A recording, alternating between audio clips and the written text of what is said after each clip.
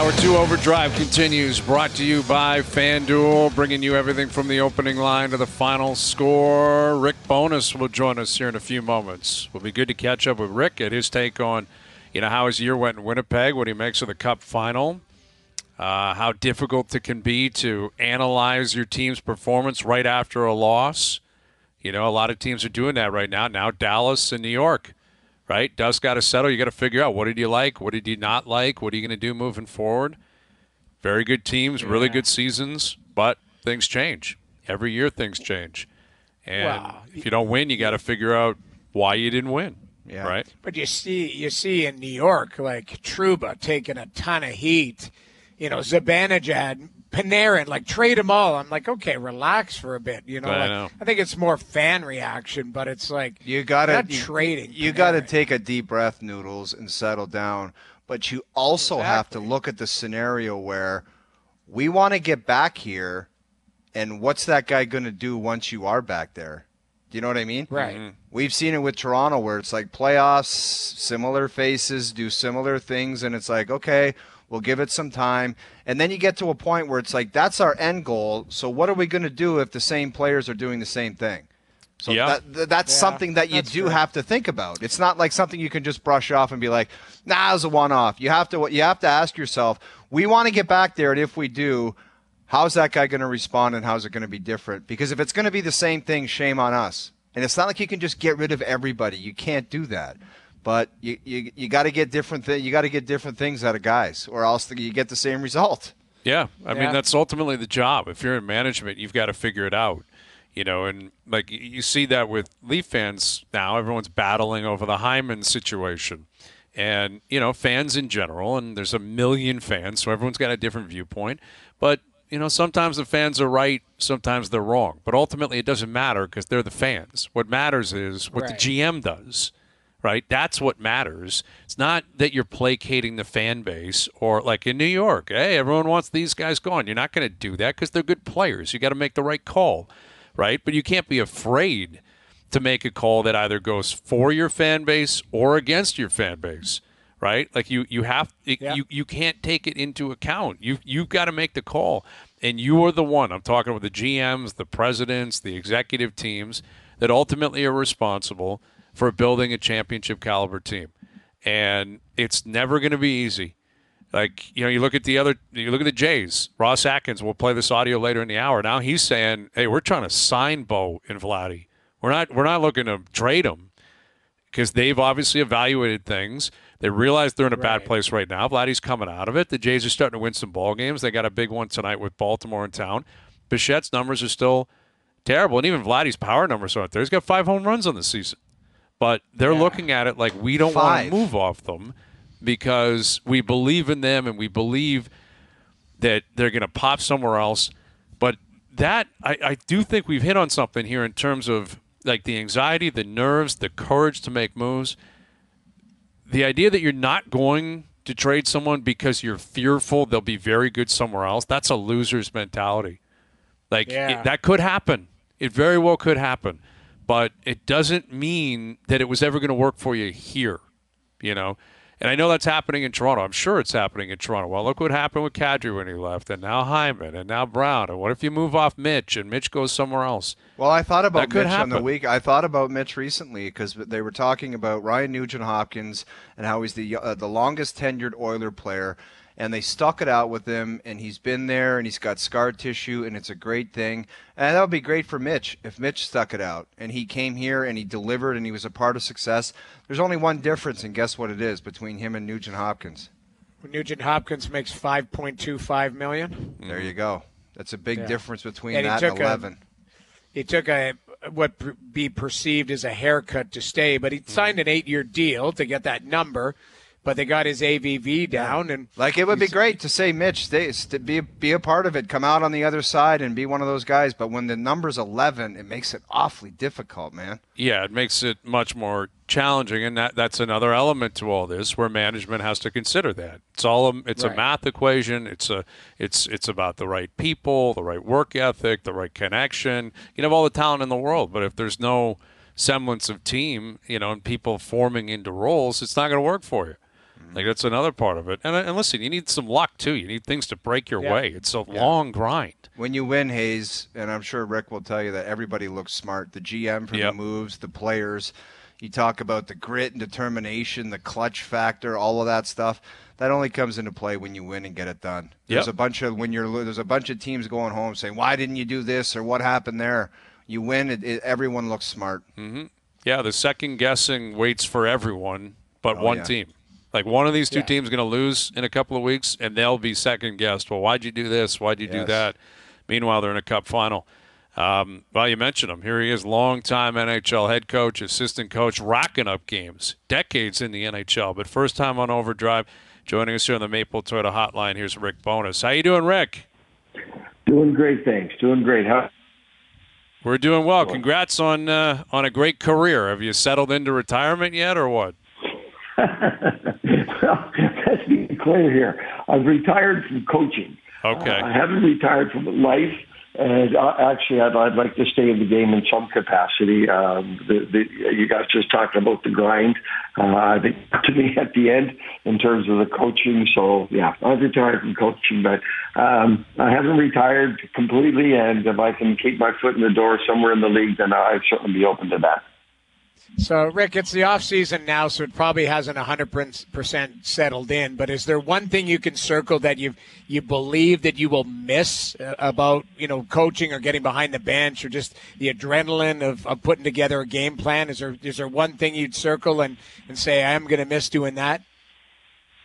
I think I'm going to miss everything about it. I love it. And listen, I've been doing it my whole life, it seems, and I've been involved in the National Hockey League for 49 years, so I know I'm going to miss it. I don't think there's any doubt about that. I will miss everything. Listen, it is a grind, and there are long hours. But, you guys know yourself, you get in that locker room with the guys and you're on the ice in practice and you travel and the game and the excitement of the games. And especially as a coach and you're standing behind the bench in those playoff games and the intensity is up. And listen, I know I'm going to miss all of it. But listen, I also know I've been very, very fortunate to coach for 40 years, as long as I have, and to be in the National Hockey League as long as I have. As I tell the players, every day in our league is a blessing, man, and never, ever taken a day for granted, and I never did. But listen, I don't have any doubts that I'm going to miss it. Judy's already worried about September. When September comes around and the camps open up, she's already worried about that. So we'll get through it. The final set, Rick, how do you think it shakes out? At first glance, what do you make of the Florida Panthers versus the Edmonton Oilers on both sides of it? Yeah, well, listen, I've been watching the Florida Panthers quite closely here. They've got a great team. They're well balanced. Bobrovsky's standing on his head every night.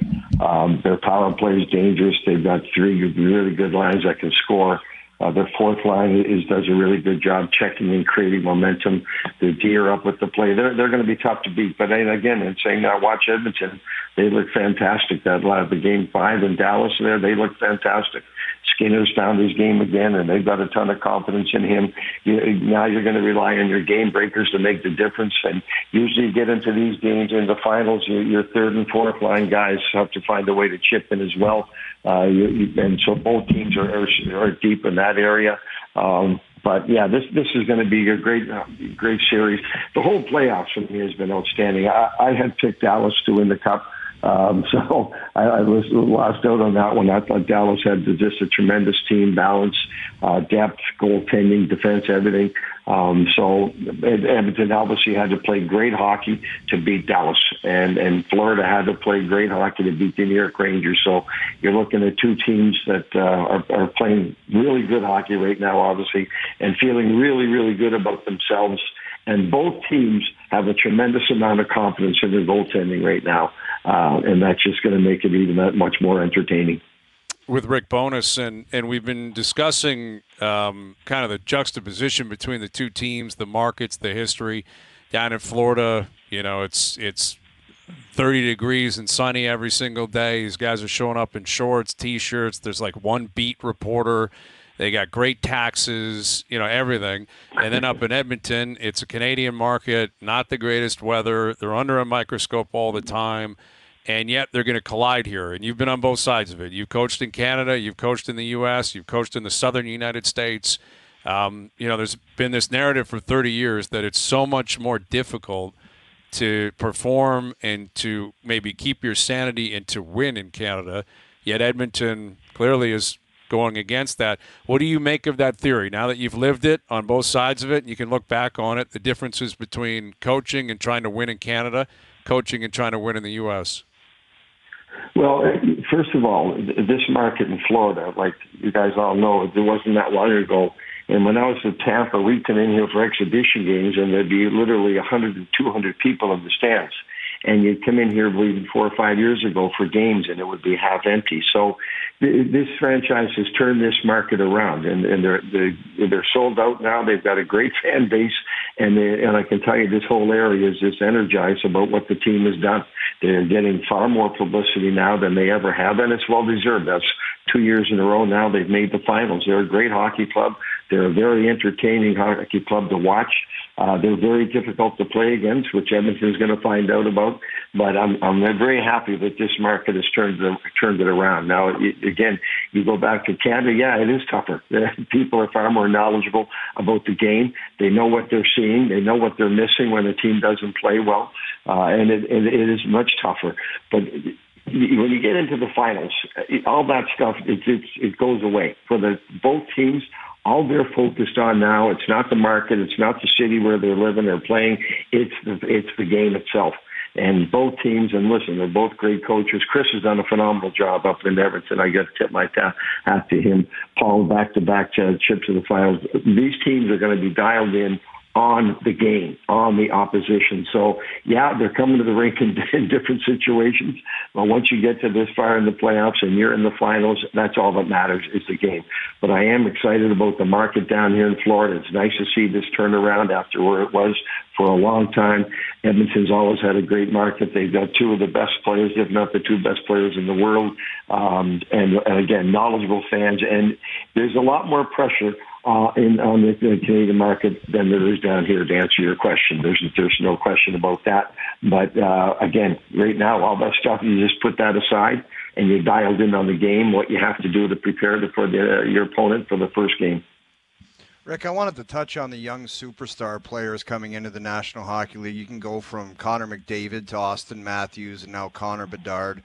Why do organizations kind of let them for 2 or 3 years, like just say, go out there and try to fill the net when things come full circle and the organization wants to take that next step? It's about totally transitioning their game to a lot of different elements that are so key and important come playoff time. Why isn't it just, and now in Chicago, Bedard chewed on a bunch of minuses and they're talking about him changing his game. Why isn't that done right away in your mind, where it's about like success as opposed to like filling your boots with goals? Well, I think organizations, I think they look at it like they've got to be bad for a couple of years. And if you go back to Pittsburgh, they got Sid 1 year, right? They got Malkin the next. And in Edmonton, they got McDavid, they got Draisaitl. So I think they look at it like they've got to be bad and get 2 franchise players. You go back to Chicago, Jonathan Toews comes in 1 year, Patrick Kane the next. So, but I know what you're saying, and if you go back to early days in Edmonton when they drafted Taylor Hall and Sam Gagner, all they knew how to do was lose. Score. Because they lose. Never got, yeah. That's all they knew how to do, and so that is the danger of what you're talking about. There comes a point, and it should be after no more than 2 years, that you make a much concerted effort to bolster your roster and get a legitimate team in there. Because again, that's all they know how to do. Connor Bedard, that's a tough year. He's an outstanding young player. He's going to carry that franchise. He needs some help. And Chicago is well aware of that. So you hope that they don't let it drag on for 3 or 4 years, because, again, all they know how to do is lose. And so, again, if you have 1 or 2 drafts, you draft well, you get the franchise player, you got to move forward quickly, and you got to surround those guys with better players. That's just my opinion. Again, I've never had to build a franchise, but it's my own opinion that when I watch these young players come in the league, and it's them, they're the face, and they're 18 years old, they need help, and they need help quickly. or it just goes downhill from there. So I know Edmonton's done a great job building around those two players now. Pittsburgh eventually did the same thing. Chicago did the same thing with Taves and Kane. You got to hope this time around with Chicago, they recognize that they learn from the past, and they recognize that, and they get that kid some help as quickly as they can. But again, that's just my opinion, and I've never built a franchise, but I'm always leery about that when I see these great young players come in the league and they lose for 3 or 4 years. That's all they know how to do, and they're tough habits to break. Rick, I had a general manager say to me one time the league should just be called goaltender or goalie, because if you don't have goaltending or you don't have a good goaltender, you can't go anywhere. Would you agree with that statement? 100%. Listen, as a coach, we can have the best game plan in the world, and you do everything right. If your goalie doesn't stop the puck, you lose. You need to have this league is, you're absolutely right. This league is goaltending first, and everything else comes with it. You know yourself, you can go out there and play great games. You get bad goaltending, you lose. You can play terribly and win, have all the analytics against you, and you still win because your goalie stops everything. The goalies that you're talking about, these two franchises right now, they're on top of their game, and they're feeling it, and everyone's feeling off of that and building off of that. But this league, man, you're not going to win. You're not going to make the playoffs with average goaltending. Not in the National Hockey League. Not when 8 teams out of each conference lose. Average goaltending will cost you a playoff spot. You need elite goaltending, and now in today's NHL, and we were a perfect example of it in Winnipeg last year. Laurent Brassard came in and just gave us outstanding goaltending. So we were able to cut back on Connor Hellebuyck 4 games from the year before. We were able to give him a rest. So you need that elite goalie, man, and you've got to have the right partner for him for now. But you're absolutely right. The league, man, everything starts there. You get the goalie, everything else starts from that. We're chatting with Rick Bowness. You had a pretty famous analysis of your team and the series a couple of years ago against Vegas, and we thank you for that because we played it extensively for days, Rick. It was great content for us. For that to be brought up. Yes, but we're all discussing how the Rangers are feeling today, how Dallas is feeling. There's obviously a bunch of other teams in the league that have had to reflect on their seasons, and I'm curious, like how long it takes for the coach, for the manager, the president, the owner, to allow the dust to settle. It's one thing when you're in the moment and it's raw and you just lost and you're pissed off with whatever, or you feel like maybe you got ripped off or whatever it might have been, whatever the circumstances happen to be over 40 years in the NHL.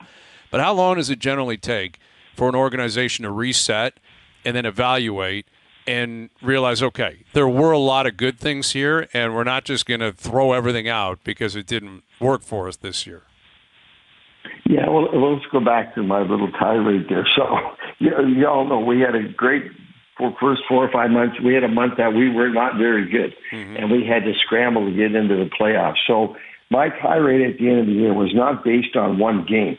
It was based on how we let down our guard and go for a full month, and then we get into the playoffs. And so we split in Vegas. We really did not play well at all in the game 2. In game 3, we're in Winnipeg, and all of a sudden it's a game we have to win. We're down 4-1.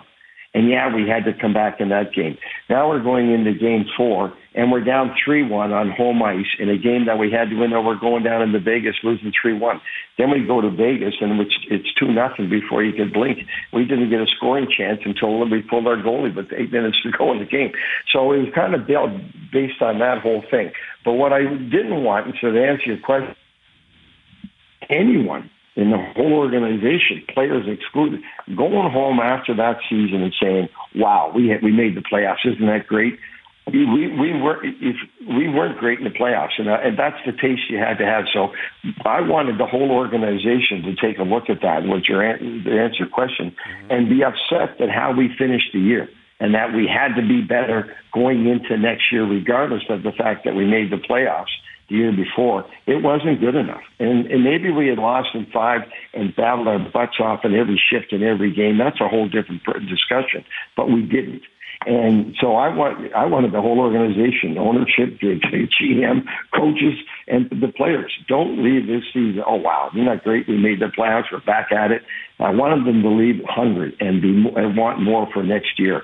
So I think last year, and I know talking to the players, it stayed with them all year.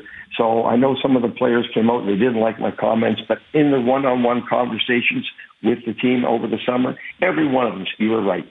They didn't like hearing it. They didn't like how I proposed it, but they were right. So we went into training camp, and that stayed with them all last summer. And it stayed with them right into training camp. And I think that helped us a lot this year because the players were more committed to the 82-game schedule, and we didn't have the lapses in terms of bad play like we had the year before. So it has to stay with you. When you lose, and there's only one team walking away happy here. There's 31 teams that should be hungry and should want more.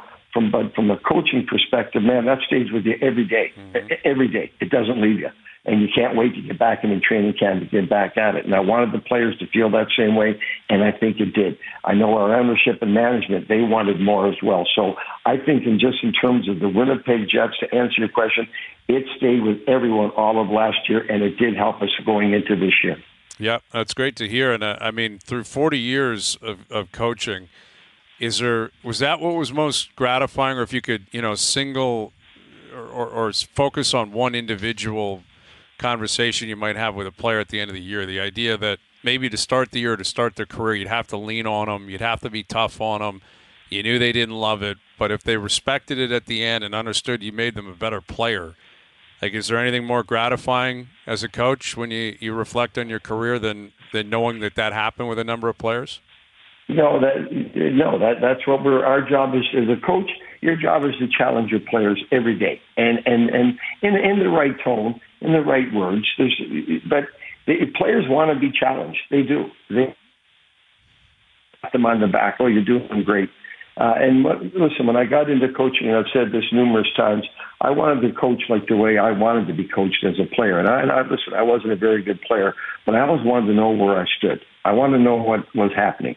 And when I got into coaching, that's been my whole philosophy from day one, through all these years, that players are going to know where they stand. They might not conversations, but you cannot be afraid to have those conversations. And the player, and you guys know, players want to know, man. That's just give them the feedback, the honest feedback. Don't beat around the bush, and don't give them a bunch of fluff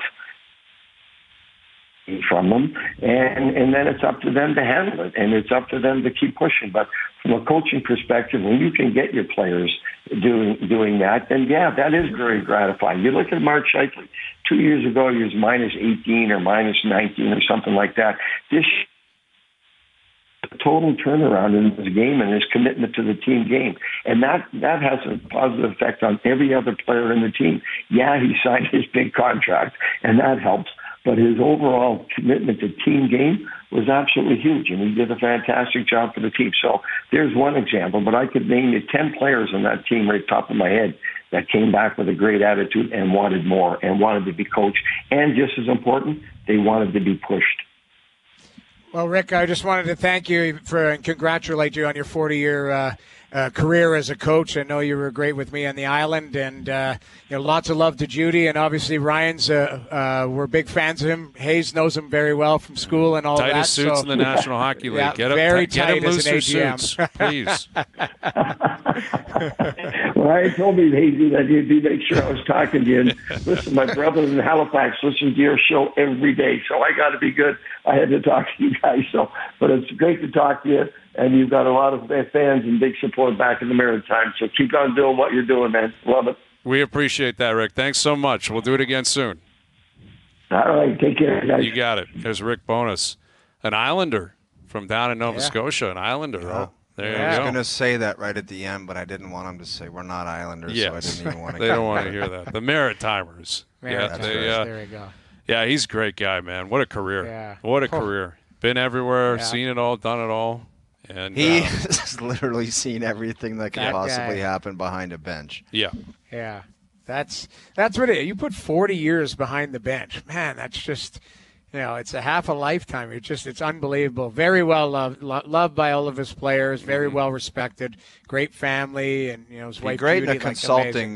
Could be, bring him in as a consultant just to look over things, get his 2 cents on something. I think that'd be great for him. Yep. Fly in and see some guys there. Go see some guys there. I think it'd be great for Rick. Great for an organization. Yeah, exactly. It's sitting there waiting for you. It sounds like he's keen to doing it too, right? Like doing something for sure. Imagine all those years. Training camp starts September. You're going to wherever you're going, and this year he'd just be twiddling his thumbs. But I think that would be a great type of role for him, just to kind of put his eyes on different stuff, whether it be American League guys in the NHL, just a consultant basis. I think that'd be great for Rick. I think he'd enjoy doing it, and a team would be lucky to have him. Yep, I totally agree with that. I wouldn't be surprised at all if that happened. If he wants to, it will, for sure. It's just a matter of him choosing which, organization you want to be a part of, because he worked for a lot of them, and he's down in Florida now. He's obviously from the Maritimes and got a connection with a lot of teams. So really cool to catch up with Rick Bowness. We appreciate him doing that.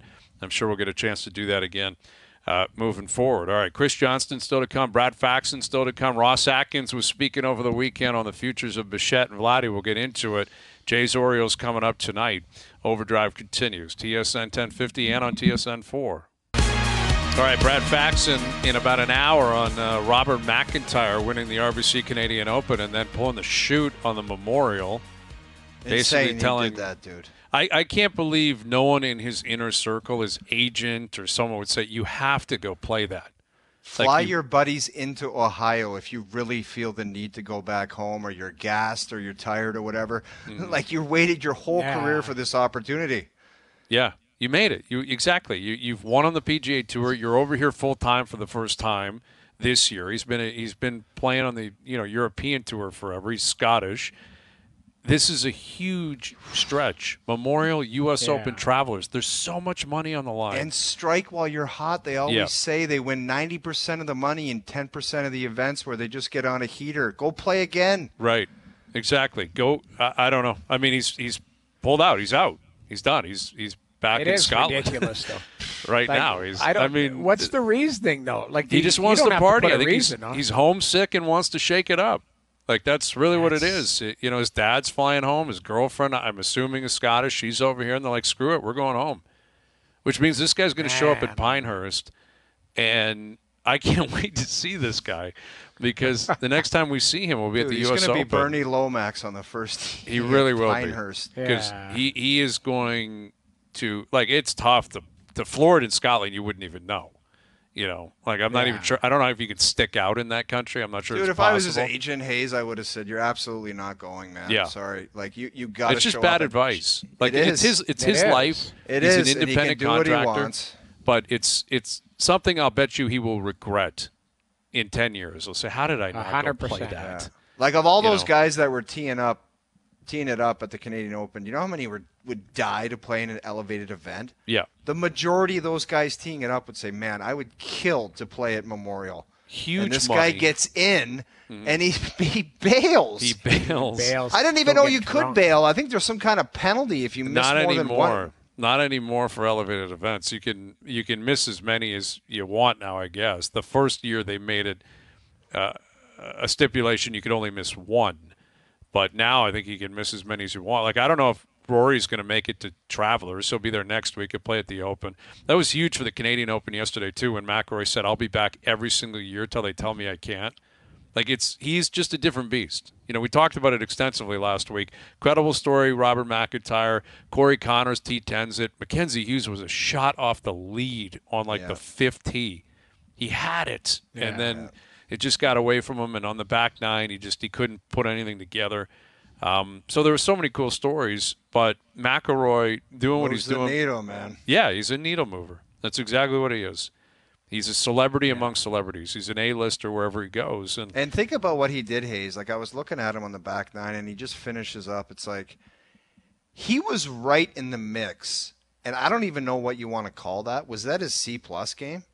Like, it wasn't his A game. 4 rounds? Yeah, maybe a B minus. Yeah, B minus. That was his B minus game, and he was just a couple shots back. Mm-hmm. Like, if that guy, that's why watching him hit the golf ball, like on 11, we were all focused on him hitting that T-ball because we played the course and we know what that drive is like. It just blows my mind that guy hasn't won an Augusta National after watching that one tee shot. Just watching him drive the golf ball where it's like some of the more challenging holes he would make look like nothing. Yeah. Like yeah, exactly. 480 and he's got a flip wedge in. It's just like, how does that not translate into major after a like green jacket galore? Yeah. It's a great question, but he hasn't won a major in 10 years. Like, 10 years, the guy Augusta. that good hasn't won a major. Yeah. Like through his late 20s, early 30s, that guy has not won a major. That's how good he is. Yeah. And yet he's won the FedEx. He's won everything else. He's won tournaments all around the world. He's dominated. He's been the pace car in a lot of ways. Yet when it gets to the major tournaments, it just doesn't happen.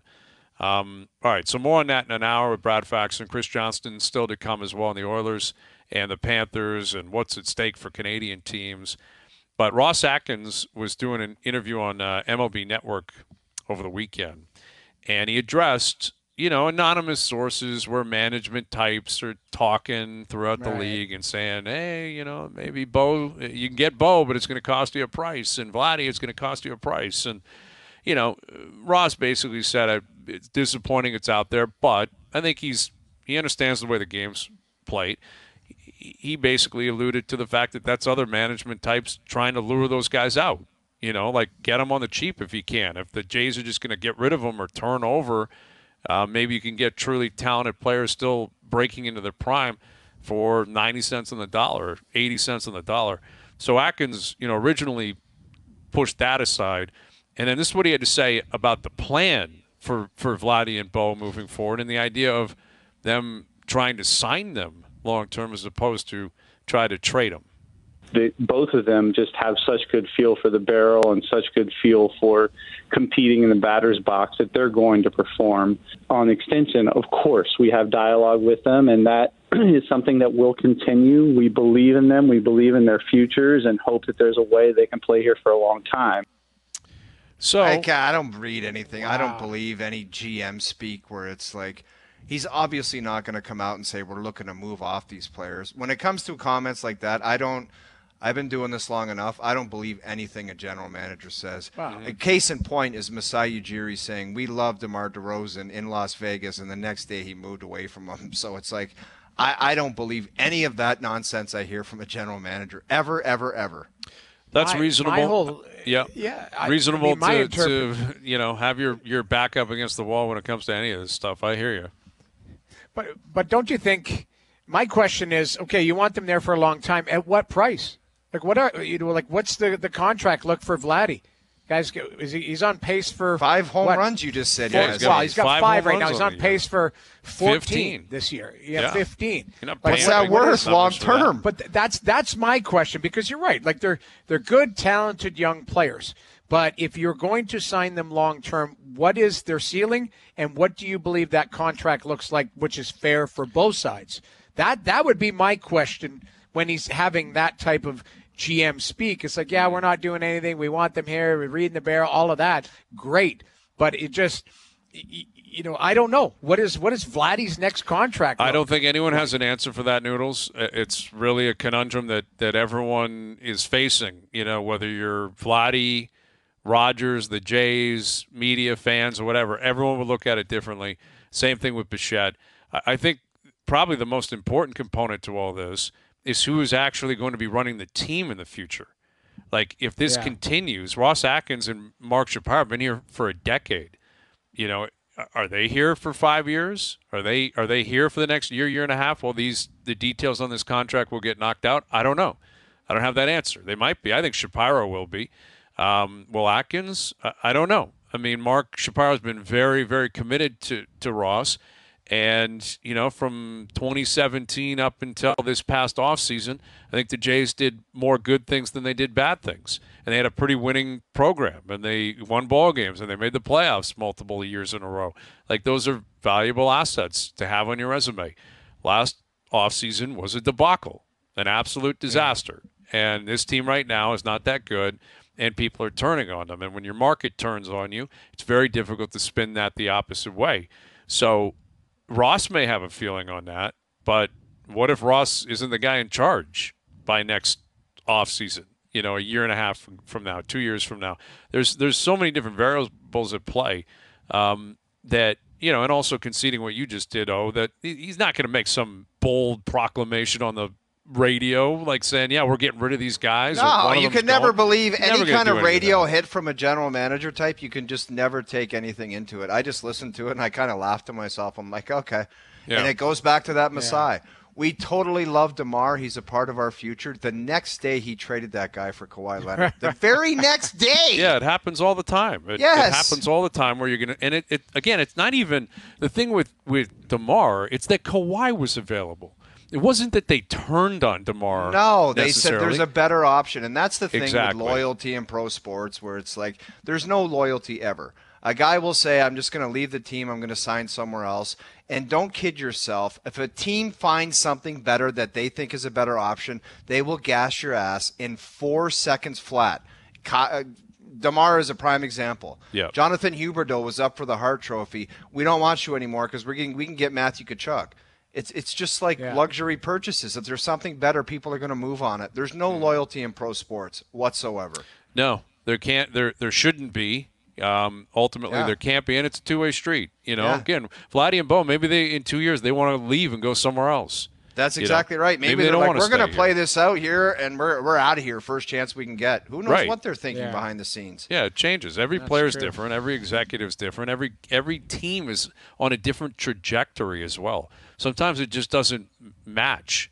It's not that you're not a good player. It's not that we wouldn't love to have you here, but we're going the other way, and you're going that way. That's part of it too. Is sometimes you're looking for primetime money where you want to get paid because you believe you can help a team produce a lot of wins over the next 3 or 4 years. That team's not going to win anything. They're not going to. It doesn't make sense for them to do it. So there's a lot of different variables that come into play here. Ross, we'll see it. I'll believe it when I see it. I've been saying that a lot about teams in Toronto here. Right, I'll believe it when I see it that the core four is not returning to Toronto. If I were putting money on it today, I'll bet you they do. I don't know that for sure. We'll find out, but I wouldn't be surprised. Wouldn't be surprised at all. But we talked about letting it. You asked Rick Bowness about letting things breathe and that. Like the Leafs have been done, we'll call it a month, right? Mm-hmm. Like, do you look at that team differently now than you did a month ago when Absolutely it was not. Still stinging? Absolutely it was still stinging? not. No, I don't think so. I can't speak for Treliving and Shanahan. Again, ultimately, it doesn't matter what you and I think and everyone else. Right. What matters is Brad Treliving and Brendan Shanahan. What do they think, and what do they want to do? And the players have power in all this as well, just like Bichette and Vladdy. They don't have to sign anything they don't want. It takes two to tango here. But there's reports already, like the Leafs and Tyler Bertuzzi are talking about an extension. Now, he's not a part of the core four. But that would speak to, similar players coming back. If he gets re-signed, there's one UFA that will return, which I'm not surprised by, and I don't have a take on the deal because we don't even know what the details are or if it's officially going to happen. But I don't know. I mean, it's what ends up happening. I guess where I'm at, and this is where I was at the end of this season when. And again, I don't know what's going to happen. I wouldn't be surprised if things changed. I wouldn't be surprised if the Leafs wanted things to change. But we have been doing this for years. After the season, that's it. Can't come back with the same guys. And I keep saying, I'm like, watch. Just watch. Can't do it again. No way. 0% chance they return. Watch. They'll do it. And usually what the Leafs are waiting for is for the dust to settle, people to go on their merry way, and then training camp opens up, and hey, here they are. The crew's back. And, I wouldn't be surprised if that happened again. Why would it change? This has always been my question. Why would it change this time? Why? Yeah. Why is it different this time? The lack of success. There hasn't been success in 54 years. But we've all done a lot of things. We've all been doing a lot of thinking about this. And it comes down to the point where people have talked about, some smart people I've talked to, it's like if this is going to be one of those transition years where you're waiting for money to come off the books, or it's just, I don't know, throwaway year is a crazy term when you've got a talent like Austin Matthews in his prime, but right. If this is one of those years where it's kind of like, I don't know what the term is, transition or whatever, where you're just looking to get through it and then things can really change, which is a sad thing for a team which you have expectations for. And we've been talking about, it's been the same trajectory for Edmonton. Toronto was Edmonton. It's like, when are these guys going to break through? But to have to burn a year, if that's what they got to do, then that's what they got to do. That's basically admitting mistakes and waiting for things to go away. But if that's what you got to do, then that's what you got to do. And if that's how it has to play out, ultimately, as 3 broadcasters or a fan base, what the hell else are you going to do but watch and commentate on it?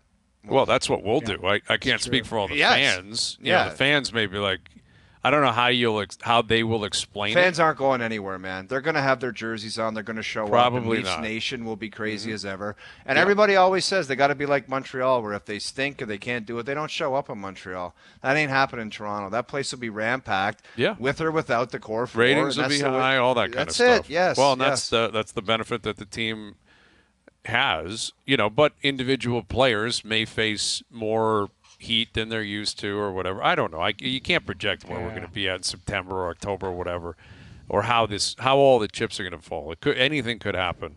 But yeah, I mean, it's going to be an interesting month. Like, that's what we've got here. I think so. Month to 6 weeks where things are going to change league-wide. This is when GMs go to work. Well, and keep in mind that the team that we're going to be watching has some significant UFAs. I mean, Sam Reinhart's available. I'm not saying for the Leafs, but like Brandon Montour. Brandon Montour, this guy could win a cup and be on a new team. Yeah. You know, a week later, literally, because if they win in Game 7 on the June 24th is Game 7. It still blows my mind that it's that far, but July 1st is right after that. They could literally be on a new team a week after winning a Stanley Cup, based on free agency and signing a huge deal and some significant players. It'll be fascinating. You're right. The next month, I think there's going to be, I mean, I say it every year. There's every year crazy we say deals. The same thing. That's what I'm saying. And that's what I'm saying is that it's kind of, it's different context, but like the Ohtani stuff, like Leaf fans being at the Canadian Open, so many people were coming up to me. I was there Saturday. I was walking around, no cart, no Doogie. And I'm not kidding you. Did you like that? No cart, no Doogie? Or I kind of like the cart and Doogie. The cart and Doogie was great. Like, it was just a smooth, seamless operation right to the booth and then right back to the parking lot. But it was great to see a bunch of people, and talking with a ton of people. And I cannot tell you how many people said, "Are the Leafs? What are the Leafs going to do? Is Marner? What? It's always Marner." Right. And if you get to July 15th or 30th and he's still a Leaf, which he very well could be, maybe he will, maybe he won't be. Like, Leaf fans are bracing for it to change. Like, I guess that's what I'm saying. It was like with Ohtani, it's like, man, maybe he's finally coming. Ohtani, and then it fell flat, and people are like, great, nice offseason. The Leafs have to think of that. It may not matter. Maybe it's maybe it's still the right move to bring the band back. I don't think so. I don't know how you could possibly believe it's going to change. But Leaf fans are now buying in, and a lot of it's media-driven. Don't get me wrong. It's not Leaf-driven. The Leafs have not said anything on the record that they're doing anything. But there's all this reporting going on. Change, 0% chance they're all back. So Leaf fans, the ones that I've spoken to anecdotally, they're like, okay, well, I guess that'll be happening in the next month. Where do you think he's going? Where's Tavares going? I don't know. Yeah. We'll see. Yeah, I don't know if it happens. And I got to be honest, I know we got to go, but I messaged Doogie when I got home Friday night and asked him to go back. I don't know if you guys, when that guy, I'm actually still concerned about that guy who ate it at 6:49. The guy that fell on Friday. I wanted the viz because I was there Saturday. It wasn't there anymore. Well, I went back and watched the viz. Did you see him? Well, no, you see him kind of walk down past us, like, you could see his head on the right corner. He falls when Graham's talking, and then we keep talking, we power through. And then I'm waving to Doogie going, I think they took our cart. And then at the end, we're like, okay, get this guy off our cart type of thing. And they had put him in a different cart. But that whole transaction, the last 7 minutes of our show on Friday night. Dude, I didn't know one guy could make, I've seen a lot of stuff too. I didn't know one guy could make a noise that loud wiping out. Yeah. Dude, that sounded like a car accident. Right. He was face first into the side of the stands right behind 13. He ate it. Yeah. Yeah, it was ugly. He was in the I could fetal not keep my position. composure. Yeah, all right, Brad Fax and Chris Johnston still to come, and Something to Chew On brought to you by Boston Pizza. Overdrive continues. TSN 1050 and on the TSN app. Tell you who's a happy man today. That's Justin Jefferson, who signed a monster contract in Minnesota. Highest paid player ever that's not a quarterback. Yet his statistics through 4 years in the league would suggest this guy's on pace for like basically Jerry Rice type numbers. He puts up massive yardage, massive TDs. Who's throwing him the ball? Well, that's the problem. I mean, it's not Kirk Cousins anymore. They moved up, drafted a quarterback. I think they took J.J. McCarthy, but he's not ready. Michigan dude? Yeah, from Michigan. And I don't know. I mean, it's a very good question. You pay all that money for a wideout, you better have a guy who can get him the ball. Or guess what he's going to do? He's going to say, I'm not playing here. Well, he'll collect his cash, and then he'll say, I'm not playing here. Or if he's not putting up stats, he'll say, don't look at me. Look at the guy who's throwing me the ball. JP just got in my ear and said they also have Sam Darnold. Thank you for that, JP. Yeah. That means nothing to me. Completely irrelevant Nothing. information. Sam Darnold. I appreciate the nugget, but it went one ear and out the other, and I disregarded it. That's probably why Jefferson demanded to get paid. He's like, if you're having these guys, if Sam Darnold's throwing out routes to me, ghost or a post route, ghost patterns. A ghost pattern. Ghost route. Ghost route. Hot route. It's like, okay, dude, you're seeing ghosts out here. Get me paid. That was one of the most just incriminating things a player, like that mic'd up moment where he just said, I'm seeing ghosts out here. Ridiculous. Yeah. NFL Films jammed him up so badly. So badly. All right, Chris Johnston, Brad Faxon, Something to Chew On still to come, and our best bets as well. Overdrive continues. TSN 1050 and on the TSN app.